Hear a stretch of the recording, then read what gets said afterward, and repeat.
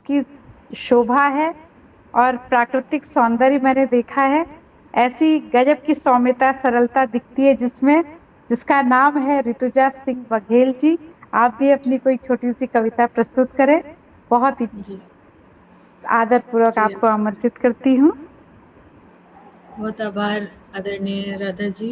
और बहुत सुंदर मंच है, बहुत सुंदर प्रस्तुतियां हैं, सुनकर मन भाव विभोर है। और इतना अच्छा लग रहा है, जैसे लग रहा है कि ये कार्यक्रम खत्म ही ना हो, उसमें सही ज़्यादा कह रही समय ना है। लेते हमारे। थकान उतर गई आधा हमारी तो। जी जी, आधा ऐसे घंटा रचना। बढ़ गया। जी, रचना हम आपके विचार रचना से हमारे सहमत हैं, दर्शकगण, बिल्कुल सही हमारे कह रही जी हैं। दर्शक श्रोतागण अभी तक सुन रहे हैं, ये बहुत बड़ा हमारे लिए जी पुरस्कार है। जी, सभी सभी सुनने वालों को, देखने सही वालों बात को के लिए आभार व्यक्त करती हूँ। और अभी जो युद्ध पर बात हो रही थी, तो जब रूस और यूक्रेन का युद्ध प्रारंभ हुआ था, उस समय एक छोटी सी मन में भाव आया था, वो कविता मैंने लिखी जो अभी भी प्रासंगिक ही लग रही है, जिस तरीके के दृश्य हम लोग देख रहे हैं। तो उस समय हमने बच्चों के लिए मेरे मन में जो भाव आया था, तो वो मैंने लिखा था कि जन्म ले रहे हैं बच्चे, जन्म मतलब बच्चे उसी युद्ध के कंडीशन में, उसी परिस्थिति हाँ में, हाँ हाँ जी, जन्म स्वागत है, मृत्यु स्वागत तो है। हाँ। चल रहा है। जन्म ले रहे हैं बच्चे, किलकारियां निश्चिंत हैं, माओ के दिल बैठ गए हैं, माथे पर चिंता के बिंदु हैं, युद्ध हो रहा है। जन्म ले रहे हैं बच्चे, किलकारियां निश्चिंत हैं, माओ के दिल बैठ गए हैं, माथे पर चिंता के बिंदु हैं, युद्ध हो रहा है। क्या होगा कल, क्या बचेगा, बंकरों में छिपे लोग डरे हुए हैं, युद्ध हो रहा है। लाशों के ढेर पर रोती है मासूम जिंदगी, लाशों के ढेर पर रोती है मासूम जिंदगी। सबने देखा रशिया और यूक्रेन में भी वही हुआ, गाजा और इजराइल में भी वही हो रहा है। तो कितना युद्ध का कितना मतलब दुष्प्रभाव, और सेम कंडीशन होती है इसमें। लाशों के ढेर पर रोती है मासूम जिंदगी, उम्मीद की डोर पकड़ माँ करती है बंदगी।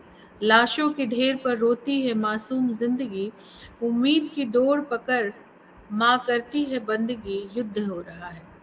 छलनी है सीना फिर भी है जीना, छिपकर या लड़कर अपना अधिकार है लेना, युद्ध हो रहा है। टूटी इमारतें, टूटे हुए सपने, जीवन और मृत्यु को झेलते हुए अपने, भरकर आंखों में आंसू, युद्ध रोकने का स्वप्न पल रहा है, युद्ध हो रहा है, युद्ध हो रहा है। इस तरीके की भाव तो मेरे मन में उस समय आए थे, जो बच्चों के मन में आ सकते हैं। उस वहाँ की जो परिस्थितियाँ, उसको तो हम लोग बयान भी नहीं कर सकते, बहुत लेकिन सुंदर। जी। और एक छोटी सी बहुत रचना से मैं बस समाप्त करूंगी। जैसे हम लोग माँ के ऊपर, माता पिता के ऊपर बहुत सारी चर्चाएं हुई, तो मैंने माता पिता के ऊपर 4 लाइनें लिखी थी, वो मैं सुनाऊंगी। कि जिस घर में प्रातः होते हूँ मात पिता के दर्शन, जिस घर में प्रातः होते हूँ मात पिता के दर्शन, वहीं पर सारे तीर्थ और वहीं पे सारे संगम, वहीं पर सारे तीर्थ और वहीं पर सारे संगम।